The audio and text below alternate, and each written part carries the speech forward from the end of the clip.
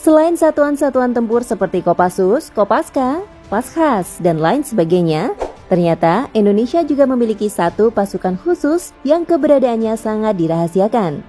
Bahkan saking misteriusnya, hingga sekarang mungkin tidak banyak yang tahu siapa saja dan di mana saja anggotanya. Meskipun begitu, pasukan ini sangat dikenal dunia karena ketangguhannya hingga mendapat julukan Raja dari Rajanya Pasukan Khusus. Kini pasukan tersebut pun menjadi legenda bagi militer di dunia. Nah, penasaran kan seperti apa sangarnya pasukan misterius dari Indonesia ini? Berikut ulasannya. Pasukan tersebut dikenal dengan nama Detasemen Harimau Indonesia atau Denharin, yang merupakan gabungan dari 4 satuan militer, yakni Angkatan Darat, Angkatan Laut, Angkatan Udara, dan Polri. Banyak yang menyatakan bahwa eksistensi Denharin hanyalah hoax atau tahayul, karena memang data atas keberadaan pasukan hebat ini sangat minim. Meski begitu, beberapa fakta yang diyakini menunjukkan keberadaan Denharin masih bisa ditemukan.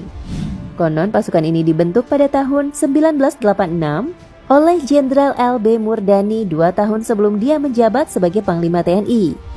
Gabungan dari prajurit-prajurit pilihan se-Indonesia. Anggota Denharin merupakan hasil seleksi ketat dengan pelatihan super berat. Hasilnya adalah pasukan efektif yang sangat mematikan. Kabarnya, Denharin awalnya dibentuk dengan tugas khusus penanggulangan dan antisipasi berbagai teror yang mengancam Indonesia dari luar.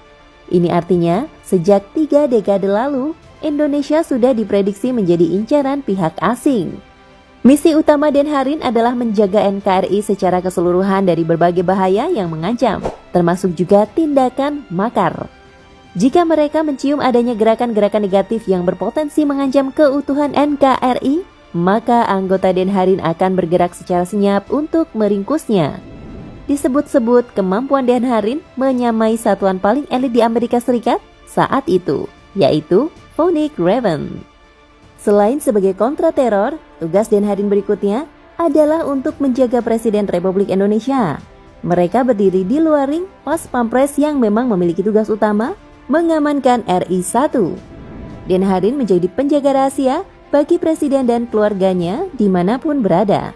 Dengan tugas yang begitu berat, setiap anggota Denharin juga harus memiliki berbagai skill. Bukan hanya kemampuan tarung dan tempur, anggota Denharin juga harus memiliki kemampuan komunikasi, politik, intelijen, dan juga kecerdasan. Dan yang terpenting, mereka harus memiliki loyalitas 100% kepada NKRI. Saking rahasianya pasukan ini, bahkan sesama anggota pun tidak pernah ada yang tahu nama asli dan latar belakang kawan mereka di sana. Mereka hanya menggunakan nama alias seperti Cobra, Puma, Piton, dan lain sebagainya.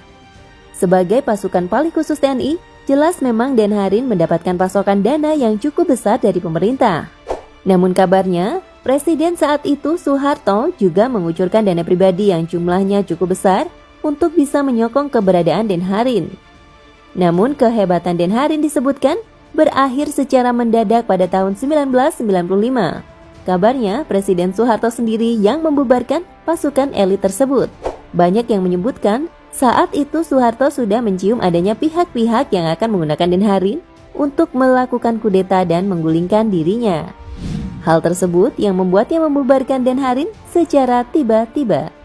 Usai purna tugas pada 1995, disebutkan jelang reformasi 1999, Denharin kembali diaktifkan untuk berbagai misi tertentu terkait dengan kondisi negara.